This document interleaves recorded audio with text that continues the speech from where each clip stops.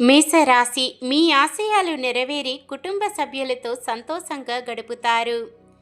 వృషభ రాశి సంతానరీత్యా కొన్ని సమస్యలు పరిష్కరించుకుంటారు.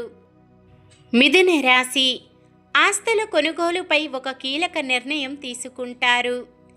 కర్కాటక రాశి కొన్ని వివాదాల పరిష్కారంలో స్వయంగా చొరవ చూపుతారు. సింహ రాశి జాగ్రత్త, మీరు మాట్లాడితే చాలు విరోధాలు వచ్చే అవకాశం ఉంది.